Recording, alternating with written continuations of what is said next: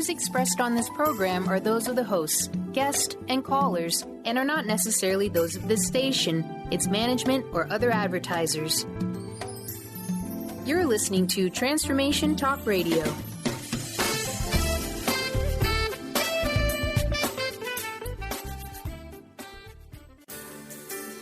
On the cutting edge of the new mainstream, Christine Upchurch is passionate about bringing together science, psychology, and spirituality in a way that can be applied to our everyday lives for true transformation. The Christine Upchurch Show, stellar conversations to illuminate your journey, engages some of the most inspired visionaries on the planet in lighthearted, lively dialogue. Join us as we explore the expansive nature of reality in a down-to-earth way, offering you insights and tools, empowering you to become that bright light you're meant to be. Now, here's your host, Christine Upchurch.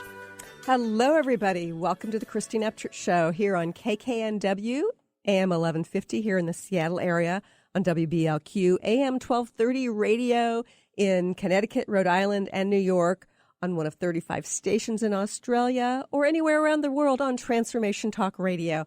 And I tell you, wherever you're listening from today, I'm so grateful you're joining us here today because we are going to be talking about something that plagues everybody.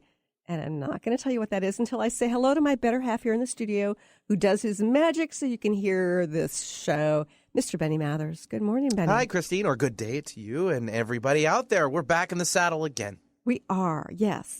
I With had to, little coughs. Yes, I had to get off the horse last week completely because I'm so good at not getting sick, generally speaking, but this flu got me and got me bad. Well, I think that's a great excuse you have working for you right now, but I do believe you had a birthday last week, too. So Yeah. I'm thinking you just went a little too hard last week. It's funny because my birthday happened to be on a snow day here. So, Lost like power, I said, you lost gotta make up power for at it. my house, but Likely PSE story. came through and they gave me my power back for my birthday. Only like 12 hours without power. So To the that power was good. people. Yeah. Well done. Yeah. I had fun driving it around in it, so it's good times. Yeah, it was nice to see snow. But then when it turned to ice, it wasn't so great. Yeah, but the birthday went okay? It was nice, yeah. Both my boys had snow days, so I actually did a little sledding on my birthday. Yay! Yeah. See, come on now. That sounds like a great time. It was. It Okay. was. All right. Yes. So, in life, we make decisions on a daily basis. And then sometimes we have issues either, completing our decisions or we start to doubt ourselves. And really, I haven't thought too much about this process, but our guest today has. I'm talking about Ann Tucker. She is a recognized speaker who has addressed audiences around the world on topics of things such as leadership, personal transformation, decision-making, and the psychology of doubt. And we're going to talk a lot about doubt today. She's the founder of Wisdom Soup, which is an online social learning community. And she's the co-founder of Gray Matter Partners. Love that name. A leadership development firm in Seattle. She's the author of this book that I've got right before me here called Undoubtedly Awesome. Your own personal roadmap from doubt to flow. I'd like to welcome our guest today, Ann Tucker. Hi, Ann. Welcome. Hi. Thanks so much. It's funny because although I'm aware enough about some of the doubt that I have and the mixed feelings I have about certain decisions I've made, I've never really thought in terms of like a structure associated with it. What gave you the motivation to share with people things about about decision-making processes and doubt?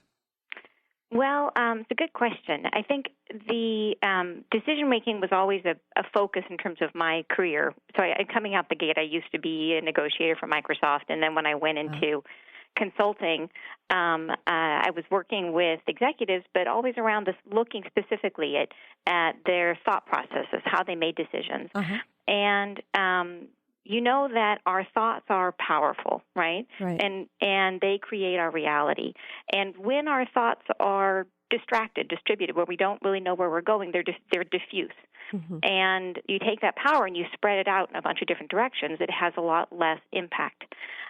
Decisions serve as like a focusing tool. right? They're like a prison that takes all that energy and focuses it down. When you make a real decision, when you're really committed to a direction, takes all that energy and points it in one specific direction. Right, makes sense. Yeah, so if you look at what is the most impactful place where you could focus in terms of if you're going to have a big impact in your life, your decisions. Mm-hmm. And it seems like it's not just the energy surrounding the thoughts. It also has to do with our emotions associated with the decision, correct? Absolutely, yeah. The emotions are actually how you make decisions. You know, we're thinking through, and it's logical. The logical brain plays a very important part. But at the end of the day, the piece of us, a part of us that chooses whether we like something or not, it's your emotions. Okay. So why is it the decisions, specifically, are so important? It is for that reason that it is such an important part about how you define your reality. So if you're, in terms of as you're going through life, if you were to focus in on what is the one thing I can work on that's going to give me the biggest bang for my buck, that's going to have the biggest impact in how you're able to impact your life, decision-making would be it. It's the beginning of everything you do, right? Everything you decide to do, you choose to do, it all starts with a decision, right. And it determines everything that comes next. Mm-hmm. And I was just thinking today, a very small example. I am driving here, and I take freeways to get here typically. Mm-hmm. And all of a sudden, the freeway was very backed up, and it was fairly close to, where I needed to get, but I would have to take a different exit. So it's like, I ended the phone call I was on. I had to make the quick decision because I was either going to sit in traffic or go an alternate route, but I wasn't very sure about what that alternate route was going to be, so I had to rely on Siri on my iPhone. But it was the sort of thing where I had to sort of commit to it one way or another, or else, I might not get here in time. Right. Yeah, go ahead, I'm sorry. No, go ahead.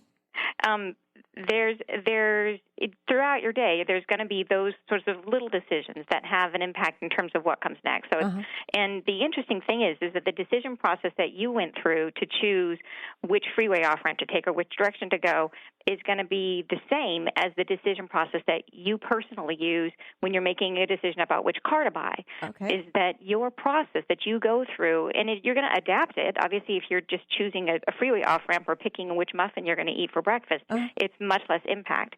And some of those decisions are decisions you made a long time ago, and you're just getting the same muffin every day. Right. But in general, the way that you personally make decisions is specific to you. And that process is so second nature. You do it in every single one of those little tiny moments in your life, and then you see it blown out in big picture for the big decisions that you make. But it's always the exact same process. Your structure, your preferred way of making decisions is yours. So I think that probably many of us think that the decision-making process is pretty ubiquitous, and you're saying that it's individualized. Absolutely. As a matter of fact, the way that you make decisions, I call it a soul type because it's like a blueprint, a thinking pattern that you're born with. And if you think about if you've had children or been around children, I know my own kids. When they were born, they came out with very distinct personalities. Oh yeah, I have two, and it's shocking how distinct they are. Absolutely. And I don't know about you, but mine were. One was very cautious. And when he would make choices, I remember one time I took him down to play at the fountains, and there were these little fountains that came up out of the ground, and he walked around very carefully looking at these fountains for a half hour. I just let him do his thing. He's walking in a circle and just watching until finally he decided it was okay to put his hand in. And he put it in, and he screamed, "I did it!" So excited. And then my daughter, who's there at the same time, and she's a full 2 years younger than him, and she just runs right in, full bore. It sounds like you just described my two kids too. Yeah. And that represents they are still like that today. That is their decision style. That's how they came out. So it really is. It's something that you're born with, and they didn't model their behavior on me or on their father. It was this is something that is specific to them, and it plays out in every decision that they make. So, before we get into the individual styles of decision making, Is there an overall pattern to how a decision is made? Yeah, absolutely. So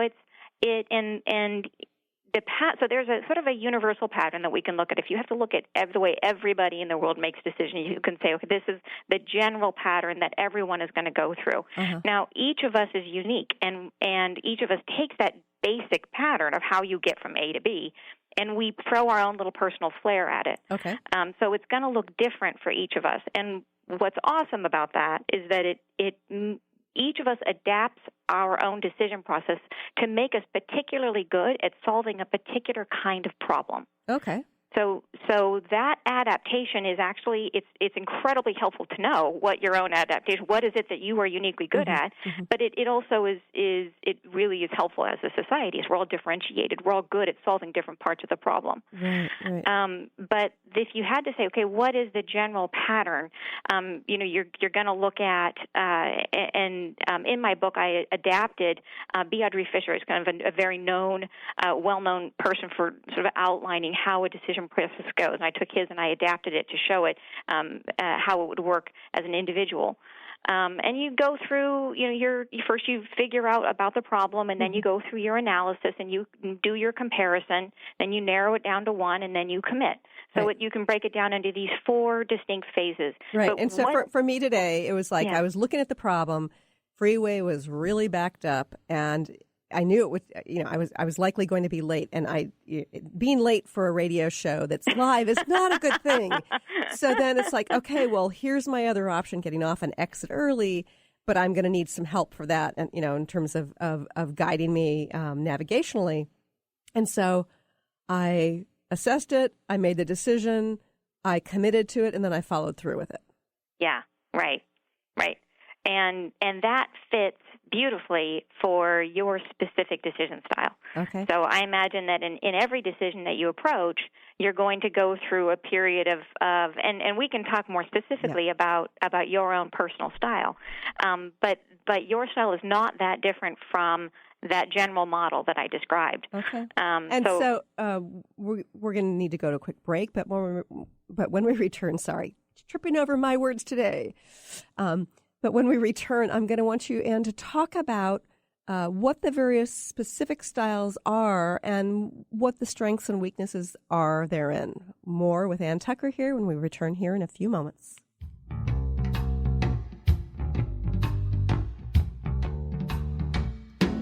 People living their lives for you on TV. They say they're better than you and you look great. Brand consultant Jen Morgan is here with Radically Distinct Radio to help you take control of your future and maximize your brand's power to produce results. Whether you're an individual trying to reinvent yourself and launch a new venture, or you're an executive trying to reposition your company to modernize your sales and marketing programs, Jen Morgan and the RAD Method empower you to play to your strengths and show up in the world as your most powerful brand. To learn more, go to jenmorgan.com. That's Jen with 2 N's Morgan.com, or call 206-972-5366. What is a brilliant culture? And how do we create them? Why are they important? Claudette Rowley has created a breakthrough 5-step process to help you design a culture that is authentic, innovative, and successful. Learn how to create change with Cultural Brilliance Radio, the DNA of organizational excellence, and Claudette Rowley. To learn more or work with Claudette, visit ClaudetteRowley.com. This is Sarah Luce from Small Steps Big Breakthrough Radio. I want to invite you to join me and women across the globe for my Sister Spirit Party,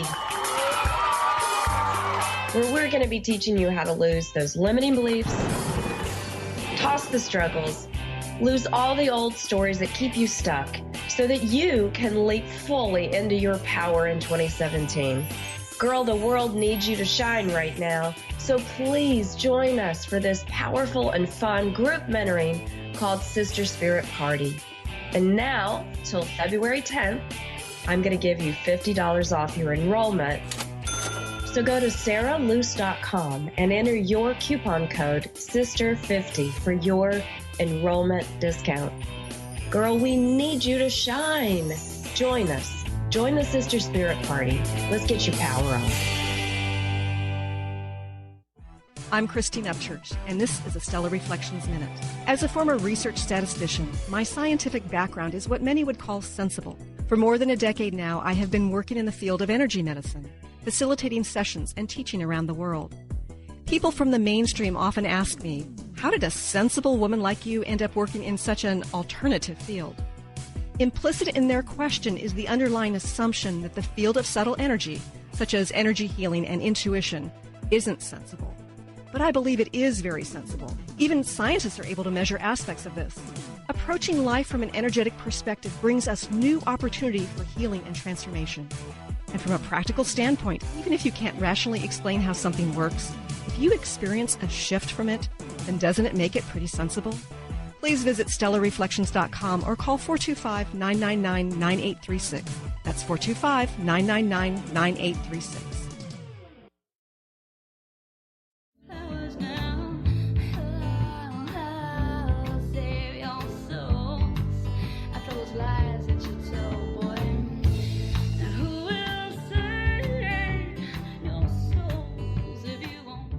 Welcome back to the Christine Upchurch Show here on KKNW and Transformation Talk Radio.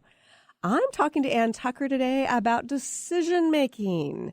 Now, Ann, before the break, you talked about sort of the general profile of decision making process, but you also talk about how we have individual processes, and you've actually categorized them. What are the individual processes? So there are 7 different what I call soul types. And these are not personality types, so it's not attempting to define every aspect of you. What this is looking at is very specific. We're looking at how you think, how you solve problems, how you make decisions, and that's it. And by being so precise, it really does, it's much more accurate, and it gives you a real insight into really what I consider to be this very, very critical area about how do you that can then impact your life. Okay. So so I've given them all names, but when we can talk through the various attributes, but they all play a slightly different role in problem solving. So if you had to say in a problem, what are the different phases of problem solving, the different aspects of problem solving? So some people are particularly good at figuring out the problem itself. Some people are better at communicating about the problem. Some people are better at involving other people. Some people are better at the strategic aspects. So, and each of those strengths comes from how we make decisions. Interesting. So it's actually the actual decision process is what supports your way of thinking. So I can give you an example. Sure, that'd be great. So I believe your particular decision style is what I would call the learning style, and I don't know this for certain, but I'm guessing that that's true. And the learning style decision maker is what we would call like a repository of knowledge, or be the most open-minded of all the decision makers, and probably have a real love for learning.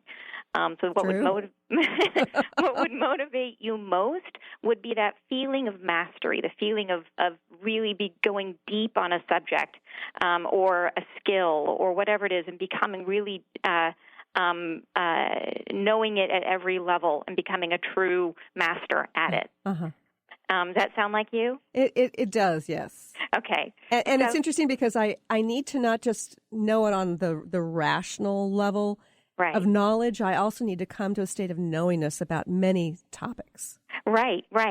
And that would be, a big source of your joy in life. So what that tells me is whatever path you choose in life, whatever purpose you pursue, it needs to bring in that aspect of yourself. It needs to give you the space to be able to go very deep on subjects, to become a subject matter expert, and to be exposed to new ideas. That would be really critical for you. So in the community, the role that you play is you play a role of almost like a neutral energy. That as other people are bouncing in different directions, you are very, very grounded and very able to discern and to see a broader pattern because you have this broader base of knowledge, and you're able to stay open-minded much longer than any other decision style. Mm-hmm. So as other decision styles have the ability to commit very, very quickly and be off and running, you'll be staying open and thinking about it a little bit longer. Uh-huh. So it may take you a little longer to come to a decision because it's really important to you to get the data, to get the information, good quality information, uh-huh. and not just a little of it. You probably want all of it. Right. And I need to also see how it feels because I tap into my, the intuitive part of myself as well. So it's not just about the rational information, but yes, it's like I want to sense it, learn about it, and have a good understanding before I make decision. Right, exactly. And so that ability that you have, not only to have to be a great source of information, to be open-minded, but you also bring an incredibly strong, logical, rational brain. Mm-hmm. So you're probably very, very smart. Former research statistician turned energy healer. So there you go. Go figure, yeah. And so you bring all of that to the table when you come in to make decisions. So other decision styles will come to you and bounce ideas off you, or when they bump up against you, mm-hmm. you can show them the gaps in their thinking. You can show them everything that they haven't considered that they should. You can either slow them down or speed them up. Right. And I've never really understood people who view things as black or white, kind of like that things are just like this way or they're that way. Right. And I'm like, well, no, there's a whole lot of gray area here. Right. And you probably hate to be rushed into a decision. I imagine that's really stressful for you. Except when I'm on the road sometimes, like today, such as today, I really had to, I had to make a quick decision. Right. And here's the thing is that you're probably very pragmatic, is that when the right decision presents itself, uh-huh. you have no problem committing and going, right? Uh-huh. That you have to be able to take that strategic view and just, if that's the right thing to go, I go. Because you have a ability to be more detached when you need to be. At the same time, if you run into an issue where you're not sure what to do next, uh-huh. That it's unclear, you may choose, because you're comfortable, you are more comfortable than anybody else in that neutral space, is mm-hmm. that you'll tend to sit back and observe. Right. So rather than rushing ahead, well, I got to choose something, I'll just pick this. You would prefer to sit back and wait for new information or see what changes to make the path clearer. Oh, absolutely. And so what are the real downsides to this? So for you, the biggest thing, so all of these things are major assets that you bring with you into uh-huh. any decision that you make. So clearly you're going to make really good decisions in general. Mm-hmm. You do have all of the assets that you need. The place that it might get you stuck is in that ability to stay neutral, is that sometimes if you have an opportunity and you're not sure which way to go, or it's not clear what the best path is, you might sit back and observe. Right. And if that happens, opportunities can pass you by. Yes. And it's interesting, too, because, I was sort of defining for myself things that caused me the most pain. Yeah. Missed opportunities was high on my list. Yeah. And that's for you. That's where doubt can get you. Yeah. And it also, in terms of the people around you. So part of your role through this, in this whole, as we're sort of co-creating, all of us together Absolutely. are co-creating. Part of your role is to be that neutral energy, is to be the logic and the reason that everybody else relies on. Uh-huh. And one of the ways is that so most of the time that's an incredibly powerful and positive role that you play. But when you're in that observant space, it can create a lot of doubt for other people as well as for yourself. Oh. Because for you, sitting back and waiting is a really comfortable place. Like, you are totally okay with ambiguity. Yep. If you don't know what's going to happen, you would much rather wait until it becomes clear as opposed to jump into something you're not sure of. Right. Other people, particularly other specific decision styles, that will drive them up the wall. Uh-huh. I believe that. Yeah. And it will create a ton of ambiguity for them, which is doubt. So that is a thing to look out for you specifically, where doubt can really creep into your process and into your life, is through the wait and see approach. Mm-hmm. Mm-hmm. So it's how do you have this balancing act of staying in that neutral place, but also making decisions quickly and sort of jumping in when you need to? Well, for, say, for example, you're trying to make a decision. And some decisions, if nobody else is involved and it really doesn't matter, do what feels good. Right. It's okay. Be easy on yourself. Yeah. But when it's important, and if you feel yourself stepping back into that neutral space and being comfortable in that ambiguity, the way to get out of that, if you're worried about an opportunity passing you by, is to not worry so much about the strategic view, is to pull back to the detail. Because where your head will naturally go is to this big picture, is I have to know where I'm going. I have to know the bigger vision. Yes. And instead, if you pull all the way back and just look right down at your feet and say, okay, what is a little tiny thing that I can do right now? So if you were trying to plan a remodel, right, if you're trying to remodel your house and you're like, okay, I don't want to make a choice until I see the big picture, until I know where we're going. Right. And you can't move because it's unclear and you're not sure and you're waiting and opportunity is passing you by. Instead, just go look at tile. Look at one thing. And if you make one little decision, if you just choose the tile, then that sets you up to make the next one. That first decision changes the landscape, and that starts to open doors for you. So you just take one little step at a time, and the tile choice might lead you to a paint choice, and pretty soon you'll start noticing the whole landscape is different, and you're comfortable making the grand decision. Interesting, yeah. And then, you know, when you've made a few decisions, then it's like, okay, well, you can look at the big picture, and the big picture, as you're saying, is always really important to me. And then you might want to tweak something based on the big picture then. But that makes perfect sense. Yeah. And you've pretty much nailed me there, Ann. So you said there's 7 types. Can you mention at least one other before we go to break? Sure. So my own soul type is called the optimizing style. And as much as so, and here's what's interesting is that you and I are what I call opposite soul types, is that we balance each other in terms of our creative energies. And my style is my role is to solve problems. And so is yours. We're both problem solvers, but we do it differently. You do it with your logic and with that analytical ability. My way is completely nonlinear. So my thought process is I don't go from A to B to C to D like you do. I go from A to M to Z to 2. And the skill that an optimizer brings to the table is to see things and recombine existing things in new ways to come up with out-of-the-box solutions. So if you take any word that starts with the letter RE, so redesign, rework, rethink, remodel, any of those, anything, that's what optimizers do. So they are specifically here to help to come up with unusual solutions to existing problems. Right. And what's interesting is that the growth pattern for each of us, your growth pattern forward, how you become a more flexible person and how I become a more flexible person is to grow towards each other, is for me to take on some of your attributes and for you to take on some of my attributes. Okay. So can you give well, actually, we have to go to break. This is fascinating. More with Ann Tucker here in a few moments.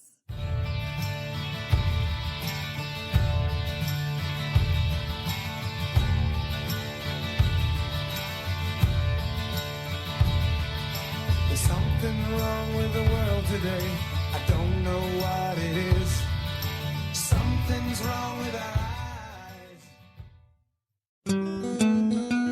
The 25th Annual Women of Wisdom Conference, Remember Who You Are, Honoring Ourselves, We Heal the World, is this February 16th through the 20th. WOW is calling for women to gather.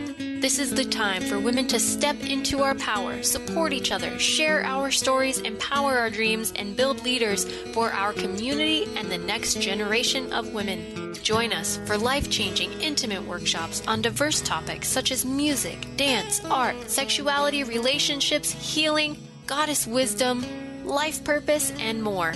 Join us and be witnessed, valued, and inspired to discover your purpose and share your stories. WOW is one of the longest-running women's spirituality conferences in the world. You can register for individual events or enjoy the whole weekend. This February 16th through the 20th. Visit womenofwisdom.org. Be unstoppable. Who do executive women count on for up-to-date information on everything from stilettos to being heard in the boardroom? To achieve excellence, you must first take control of your life and develop a successful strategy with the Unstoppable Diva. Tune in to Up or Out with Connie Fife, Mondays 5 p.m. Eastern, as she cuts through the BS to guide you to become bold, connected, and unstoppable. For more information, visit uporout.com. On the cutting edge of the new mainstream, Christine Upchurch is passionate about bringing together science, psychology, and spirituality in a way that can be applied to our everyday lives for true transformation. The Christine Upchurch Show, stellar conversations to illuminate your journey, engages some of the most outstanding visionaries on the planet in lively dialogue to inspire you to become that bright light you're meant to be. Join Christine every Friday at 11 a.m. Pacific Time on KKNW, AM 1150, and Transformation Talk Radio. Are you ready to stop stress, anxiety, and low self-esteem from running your life? Join award-winning author Dr. Friedemann Schaub for Empowerment Radio and learn breakthrough solutions to switch out of survival mode and approach every day with great ease, joy, and purpose. Tune in the first and third Wednesday at 11 a.m. Pacific to Empowerment Radio with host Dr. Friedemann Schaub on Transformation Talk Radio. Visit thefearandanxietysolution.com to learn more. I'm Peggy Snow with another Stellar Reflections Minute. Presence, or what we think of as being fully in the moment, is a key element in the process of healing work. As a practitioner facilitating a session, genuine presence takes us out of our heads, where we tend to decide what is and maybe what should be for the client, and moves us into direct experience, where we're available to witness the person in their wholeness. In this receptive realm, our senses are heightened and expanded, allowing us to perceive what's seeking to unfold and to interact in the moment. There's something profoundly powerful that happens when healing is approached in this simple, pure way. Balance can be restored and healing can take place on multiple levels. If you'd like more information about the services we offer at Stellar Reflections, visit us at stellarreflections.com or call 425-999-9836. That's 425-999-9836.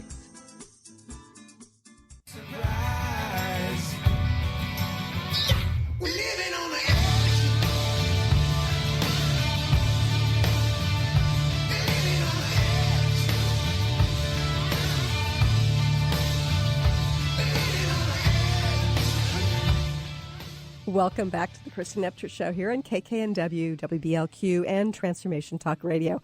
I'm watching Benny over there getting into the music, playing air guitar. I'm only smiling because, you live on the edge sometimes when you have to make a very crucial decision, whether it's sledding, happy birthday plans. Yes. I'm just running shows. This is how it works. It is.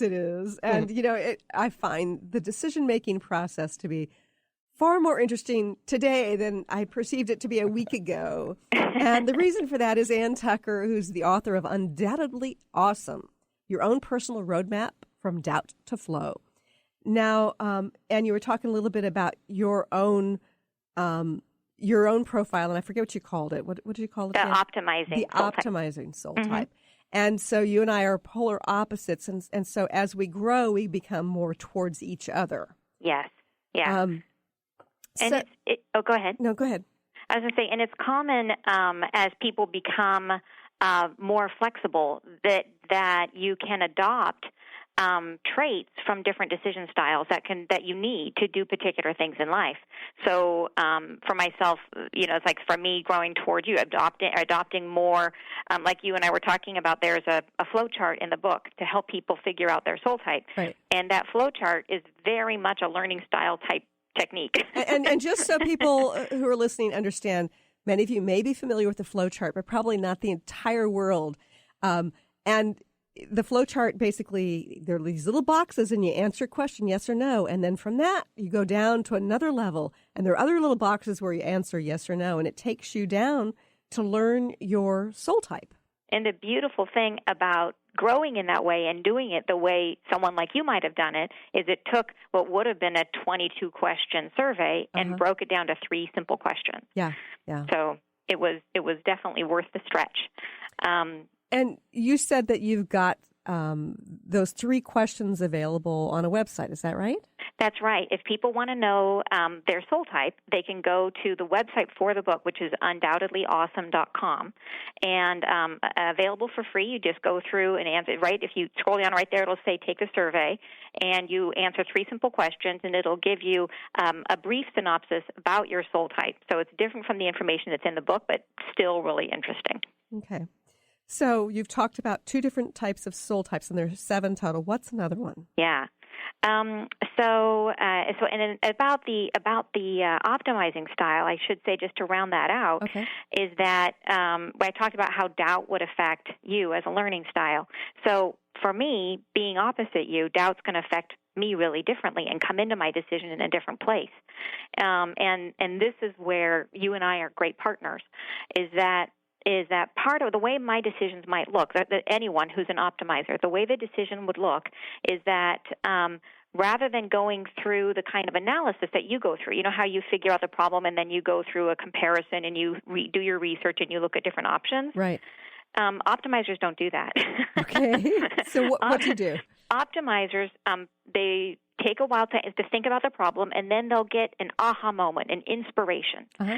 And as soon as they get that inspiration, they fall deeply in love with their decision. Mm-hmm. And they're so in love that they see it in their head. It's like a visual thing where they can imagine that future existence where this thing they want to make is already done. And from that point forward, they're living in that future moment. Like you can't get them back. They're gone. They're living there. And it's like a little shortcut they take. They just completely bypass that whole comparison thing. And what they do instead is they do a little cheat, because they can make doing this process works really well for them, right? Everybody makes good decisions. We just do it differently. But the process that they use is, rather than looking for all information about the thing that they want to do, they instead only look for confirming information. So rather than looking for looking for negative reviews, they will just completely tune it out. And what they will look for instead is information that shows that what they want to do is possible. And that's all they do. So, and this actually works incredibly well as a way of being able to create new things, because they're less subject to doubt than some other decision makers might be, because they don't allow themselves to see the negative information, right? They stay in this future vision. So that's how they're able to play this role of being an innovator, right? It's because they don't subject themselves as much to doubt, but it can kick them in the pants later on. So if they've gone through this process too quickly, or if they didn't pay attention to negative information or disconfirming information, they can get to the end and realize, oh my gosh, maybe I shouldn't have done that. I didn't think it through. This happened to me when I bought the Windows Phone. Oh dear. Which was great, by the way. I love that phone, but there are no apps for it. But I was totally committed to the vision, right? I saw how everything was going to work together. It was going to be so awesome. Yeah. And I bought it, and then I thought, oh my God, I can't even get Redfin on this. So both my sons ended up with Windows phones, and they're no longer on Windows phones. I know, and it's really tragic, because it was actually I still like it better. It was a great phone, but the point is that I made that decision without really thinking through. I just fell in love with the idea. I fell in love with the possibility and didn't go through that process, and then in the end I had that regret. So for an optimizer, a thing that they can do to help them is to pay more attention, to deliberately go through that process of looking for disconfirming information, or they can run their ideas by someone like you. Of course, the advantage of the optimizing one is that you jump on the bandwagon. I mean, you don't have to wait until there's a bandwagon to jump on. You're like driving the bandwagon at some point. You are the ultimate bandwagoner. Yes, it's true. Yes. So there are 5 other types, right? Yes. Yeah, 5 other types. So another type would be what I call the expressive style and expressive soul type. And the expressive is they are like our voice. So the expressive is their specific decision style tends to be what we would normally call much more impulsive. And impulsive, the word impulsive has a really bad rap. It does. When we think impulsive, we think, all kinds of addictive behaviors or speaking out in class when you're not supposed to be, right? We think of negative things.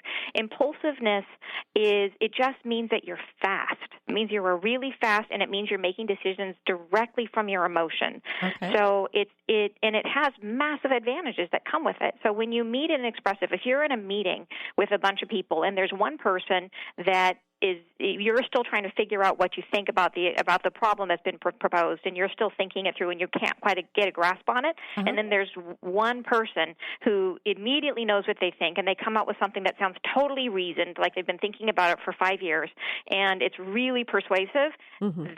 That's your expressive. Okay. And what makes an expressive incredibly powerful is when they mix that ability to have a point of view right away with a solid background of information. So they have to have the discipline of staying on top of having good sources of information. Right. Otherwise, people don't want to listen to them. Yeah, right. And they will be the most persuasive people you will meet because they are able to they'll be the first people to speak, and they will have the strongest point of view. And they have a really strong internal compass, right? Their moral compass internally is what guides them. So if what motivates you is that feeling of mastery. What motivates them is a feeling of purpose, that feeling of being on a crusade or a mission or working towards a common goal. Right? This is what really lights them up. So they're driven by this feeling of like I said, they want to stay very true to what feels right and wrong in their own experience. So they'll always speak very truthfully and from the heart, but at the same time, or truthfully is the wrong word, actually. They won't always be truthful. Sometimes they will bend the truth for drama. Yeah, I've known some of those. Yes, yeah. But the point that they're getting across is the key, is to forgive the storytelling, to forgive the bending of the truth, because it's for a purpose and for a point. And don't they try to trigger other people's emotions in order to persuade them? For sure. Yeah. Right. And that's part of it. They're not speaking to your mind, they're speaking to your heart. Right. And that's where their skill is and you think about how does this play out from a society as we're all co-creating, is that their role is not only to create meaning for the rest of us, as they put words to the things that we're feeling and can't identify. And they take that, whatever sacrifice that you're making to try to create something, whatever you're doing, they help to give it a framework and to create purpose behind it. Does that make sense? Yeah, absolutely. And we all need that for, whatever, I mean, particularly for larger decisions. Right, right. That's a really important piece. Exactly. Yeah. Yeah. We're going to love to hear about the other ones as well, but we have to go to another quick break. More with Ann Tucker here when we return here in just a few moments. And I feel all the faint morning light, filled with hope because you're here in my life, and we've gone from the edge of our souls. I'm Christine Upchurch, and this is a Stellar Reflections Minute. Years ago, when facing cancer, without any immediate treatment options, I sought healing by making various life changes. For a while, I followed a very restrictive diet. I often found myself obsessing about which foods were good and which ones were bad. Then one day, I realized I was consuming foods based on fear of not getting well. But I didn't want to make choices out of fear anymore. I decided it was far better for my immune system if I allowed myself to experience the joy that came from, say, eating frozen yogurt, than it was for me to ingest the fear that came from avoiding it. Now, instead of choosing healthy habits based on fear, I try to make choices because they feel right and ultimately bring me joy and ease. How many of your healthy habits are really based on fear? Please visit stellarreflections.com or call 425-999-9836.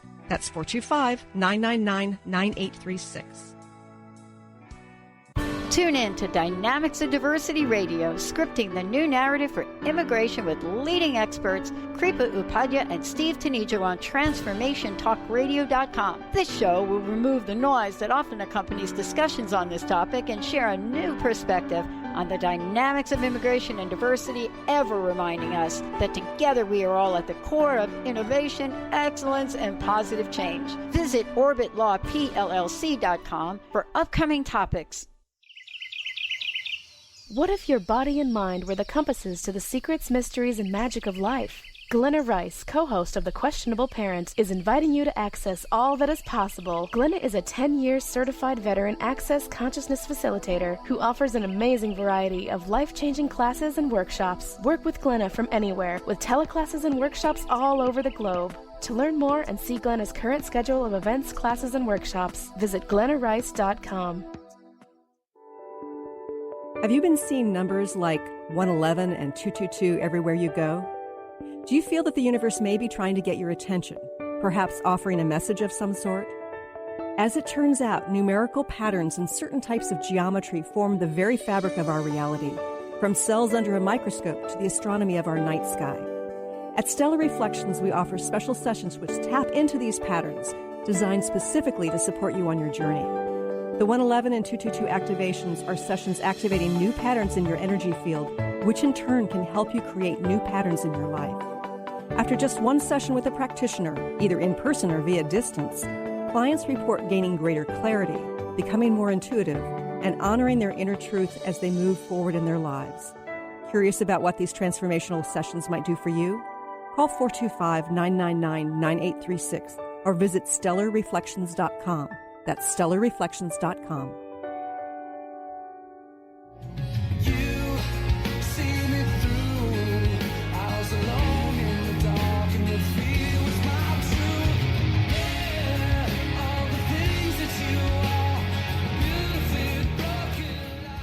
Welcome back to the Christine Upchurch Show here on KKNW and Transformation Talk Radio.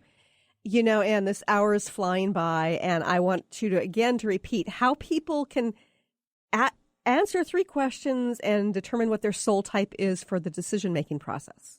Sure. Just go to www.undoubtedlyawesome.com, and you'll see there, just scroll down a little bit, you'll see Take the Survey. It'll take you to, it's just going to give you 3 questions in a row, and it'll tell you, it'll give you a brief synopsis, not everything, but it'll give you a nice introduction to your soul type. Mm-hmm. So you can get an introduction to what it's all about. And you also are creating something called Wisdom Soup. What's that about? Sure. That is, Wisdom Soup is an online social learning community. And the idea behind it, when I first started going through this process of awakening, is I realized I was having a hard time finding information. I would meet a teacher and they would be interesting, and then you'd bounce to another teacher, but there was no continuity to it. It was hard to figure out which was the direction forward. I wanted something progressive. So that's what I created on Wisdom Soup. It leads you through a 5-step process over 12 months that helps guide you to speed up serendipity. Oh, I love that. I love serendipity. So, yeah, anything we could do to encourage that is wonderful. Yeah, and that'll be launching just within the next couple weeks. Okay. So the website is up. People can see it there, but it'll be a couple weeks before we open up registration. Wisdomsoup.com. Yes. Yes. Okay, so, you and I were talking on the break about somebody I know and love well who he seems to be very slow at making decisions, kind of the way I am. Okay. Except he actually is plagued by doubt. Okay. And often either in terms of making a choice or once he's made a choice. What type might he be? So you say he's a little slower to make decisions. And would you say that in general, is he fairly open about when he talks about things in his life? Does he give you the details, how he feels about it, or is he more factual? It's really a mix. I mean, it depends on the situation. I think he tends to stick with facts more than feelings, but the feelings are an important part, I think. Okay. And I'm guessing that he is, but he probably really enjoys one-on-one. Is he a people person, enjoys one-on-one interaction? One-on-one, for sure. Okay. Not so much the big groups. Okay. So it sounds to me like he's what I would call a coaching style of decision-making. And the coaching style is their main motivation is people. It's that strong connection to people. Right. And what's amazing about the coaching soul type is that they are able to it's really an amazing ability. They're able to look at people and see what's absolutely best about them, and that is how they see the other person. And they hold that up like a reflection. So when you talk to someone who is this soul type, you see yourself through their eyes. It's like a reflection of the person, the best of you, who you want to be. Right. And it brings that out in you. You want to live up to that vision of yourself, and that's truly how they see you. Uh-huh. And it makes them incredible managers, incredible people developers. So that's why I call them coaches, because they'd be amazing coaches. But they really are able to inspire others to be their best selves. Interesting. So what are the other types? There's also, let's see, what haven't I mentioned so far? There is the collaborative style, which is their particular thing is whereas the coaching style is about individual one-on-one interaction, the collaborative style is really about groups. And in any group that you belong to, the collaborative style you'll find them in the middle of it. Mm-hmm. And it's not that they want to be the center of attention. They are like the heart of the group. Right. And they pull other people in. They'll be the ones who will be showing up early to help set up and staying late to help take down. Yes. They're the ones that are the deepest feeling of all of us. Mm-hmm. And they are able to, the way that they bring us all together is they're always able to kind of connect and collect other people's opinion, get their buy-in. Mm-hmm. So as you're trying to get things done, a collaborator is the person that's able to pull other people into your project and create that group momentum around things. Right. Does that make sense? Yes, it does. Yeah. And there are two others that I'm looking here at your list. Yes. The efficient soul and the experimenting soul. Yes, the experimenting soul is their big gift is they're able to create momentum. So if you or I come up with a solution to a problem, right, because you and I are in the problem-solving bucket, that's what we do. Right. And we come up with a solution to a problem, great, now what? Right? Then you take it to them, to the I'm sorry, I'm just talking on the phone here and blanking out. The not expressive. Experimenting. Thank you. I've read your book. Right. Thank you so much. That was actually a test. I was checking to see if you read it or not. Nice test. So yeah, thanks. That was great.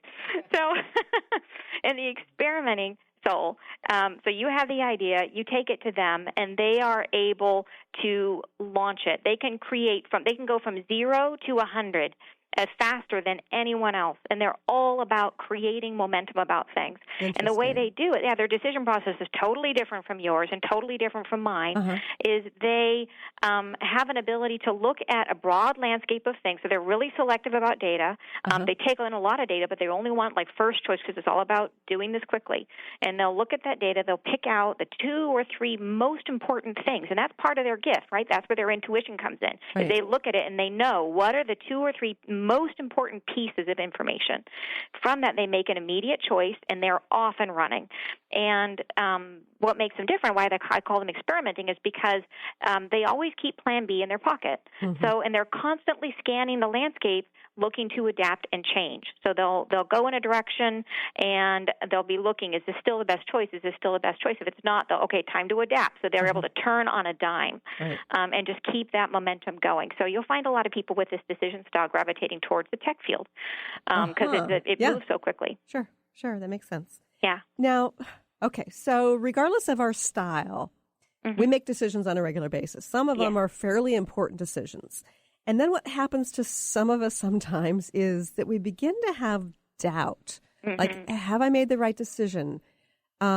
What's that about, and how do we sort of, fix that in a way that we're either committed or we shift directions? Right. And this is, I think, is really important, because what do you do if you've made a choice and you're in it but you don't feel great about it, right? What do you do then? So it's one thing we're talking about knowing how you get into doubt in the first place. Yes. But once you're in it, what do you do?